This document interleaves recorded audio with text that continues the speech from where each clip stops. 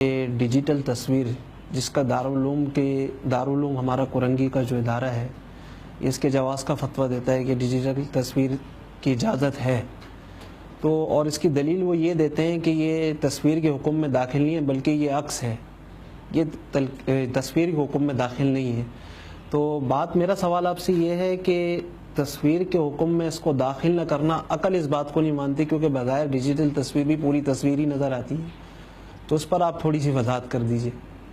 یہ جو آپ کا سوال ہے کہ دارالعلوم کرنگی کے علماء ڈیجیٹل تصویر کو عکس قرار دیتے ہیں اور عقل اس بات کو تسلیم نہیں کرتی کہ یہ عکس ہے، عقل تو یہی کہتی ہے کہ تصویر ہی ہے یہ۔ تو دیکھیں، اس کو یوں سمجھیں، مجھے نہیں معلوم کہ دارالعلوم کرنگی والے ان کے پورے ورڈنگ کیا ہے، ان کے پورے الفاظ کیا ہیں۔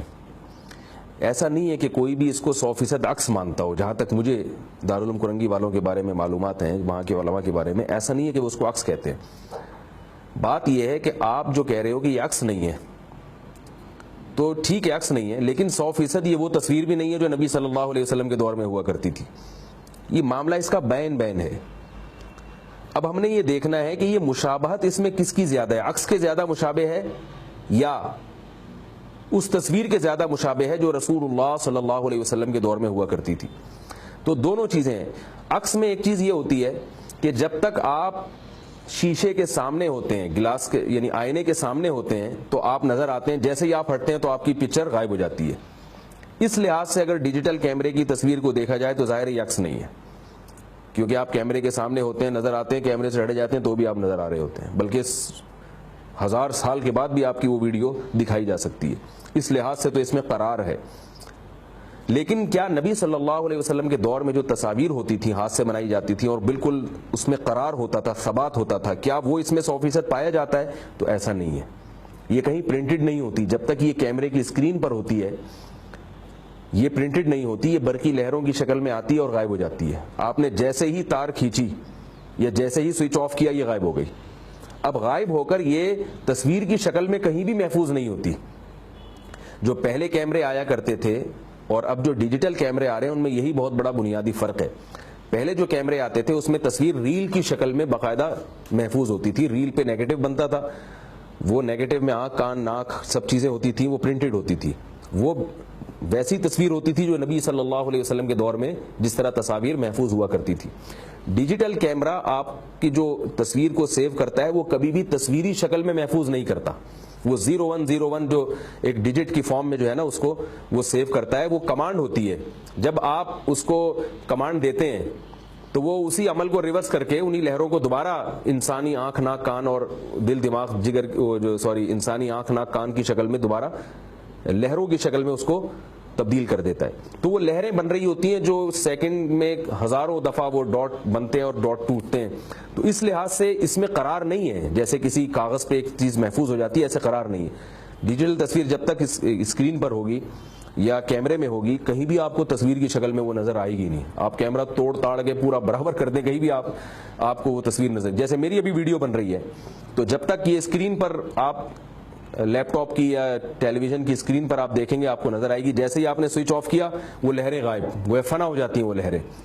تو اس لحاظ سے دیکھا جائے تو اس میں قرار نہیں ہے۔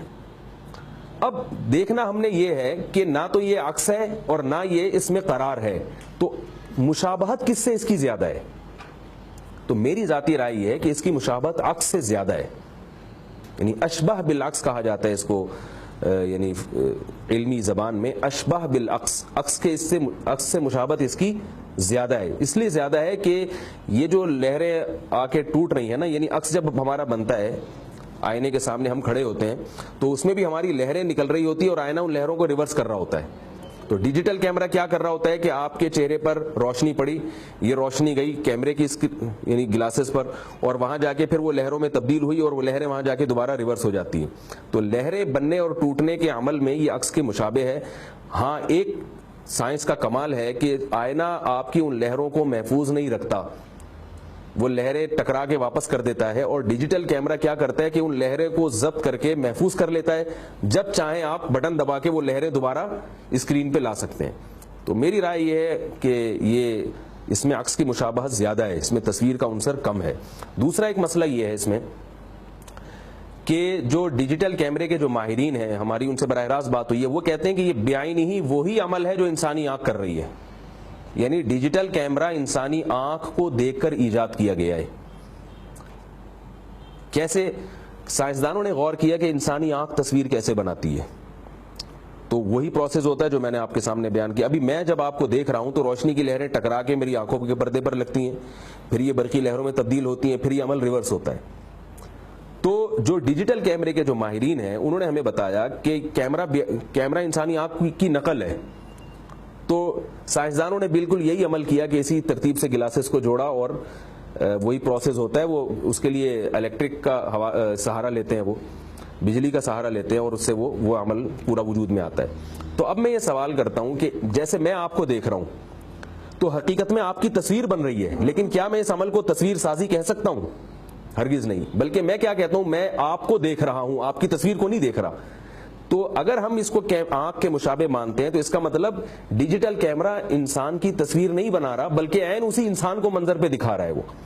اور عرف میں بھی یہی ہے، یعنی عین ڈیجیٹل کیمرہ انسان کی تصویر نہیں بنا رہا، بلکہ عین اسی انسان کو اسکرین پہ دکھا رہا ہے. جیسے ہماری آنکھ ہمارے دماغ کی اسکرین پر عین اسی آدمی کو دکھا رہی ہے، ہم یہ نہیں کہتے کہ اس کی تصویر دکھا رہی ہے.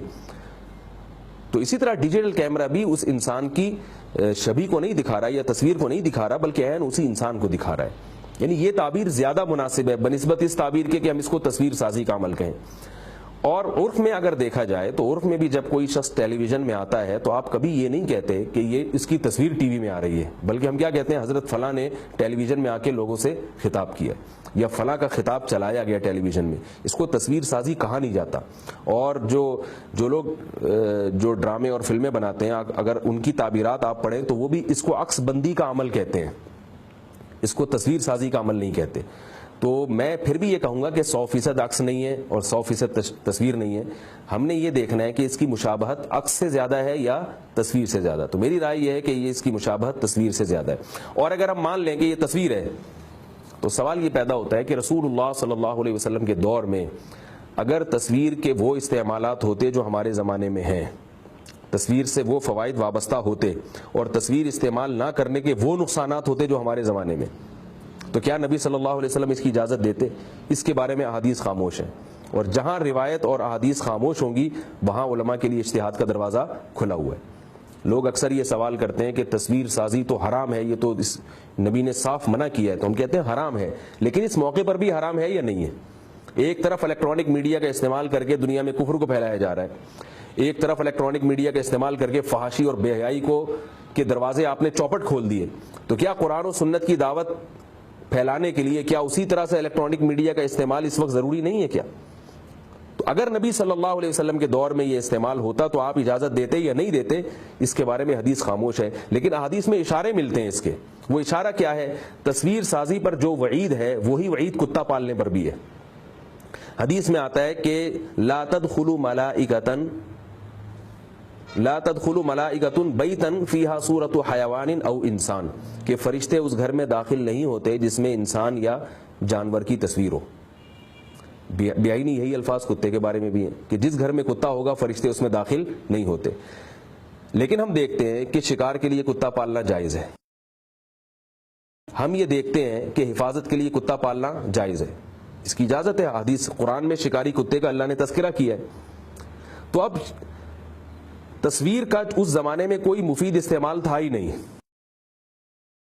کوئی مفید استعمال تھا ہی نہیں، سوائے شرک کا ذریعہ ہونے کے اور کچھ بھی نہیں تھی وہ.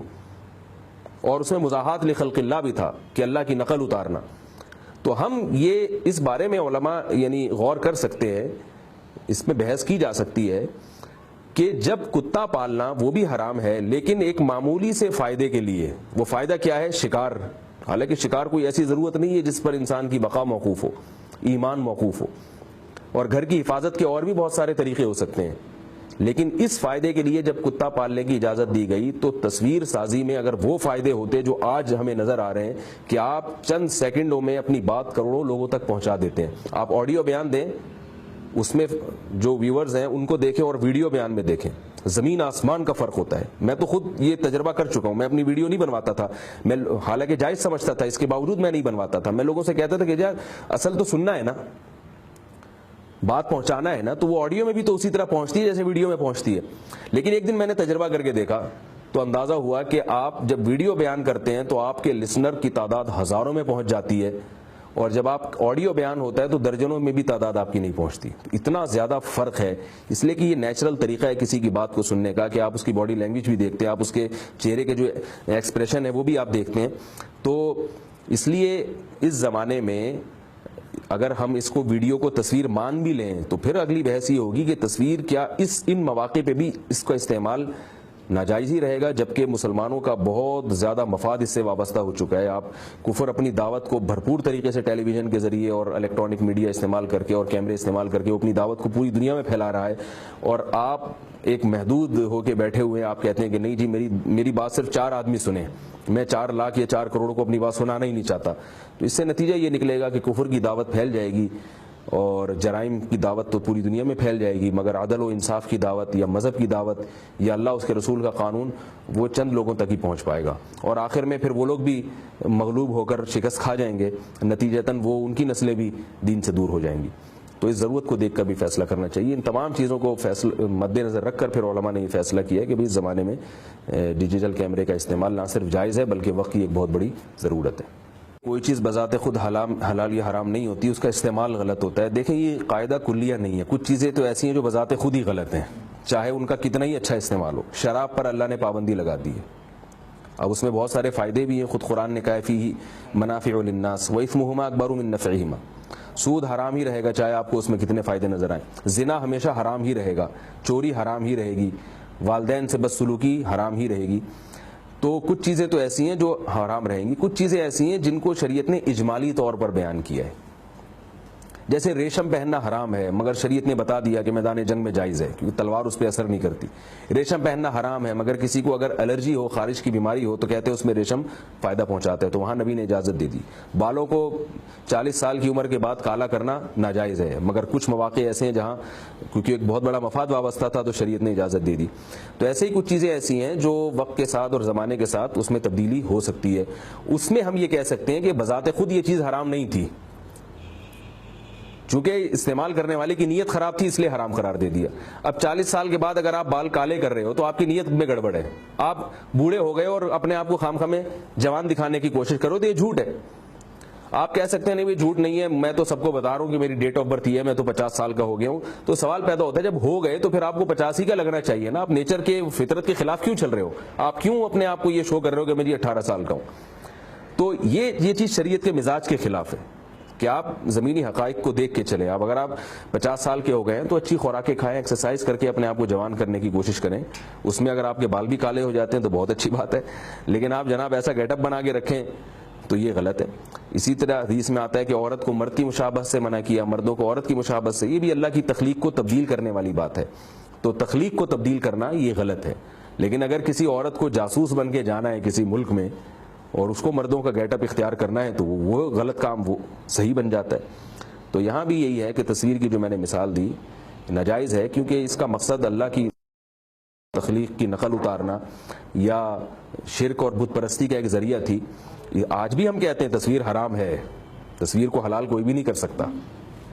اس کے بارے میں بہت ساری احادیث ہیں. جاندار کی تصویر بلا ضرورت شرعیہ بنانا جیسے کل ناجائز تھا آج بھی ناجائز ہے اور قیامت تک ناجائز رہے گا. بات ہے ضرورت کی, جہاں اس پہ کوئی مفاد ہو. جیسے اشتہاری مجرم ہے کوئی, اب اگر ہم ایئرپورٹ پہ اس کی تصویریں لگا دیتے ہیں تو اس کو پکڑنے میں آسانی ہوگی, اخبار میں اس کی تصویر دیتے ہیں تو اس کو پکڑنے سے کیا ہوگا, جرائم کا خاتمہ ہوگا. یہاں ایک اچھا مفاد وابستہ ہے, تو ایسے مواقع پر اس کی اجازت دی جائے گی. اسلام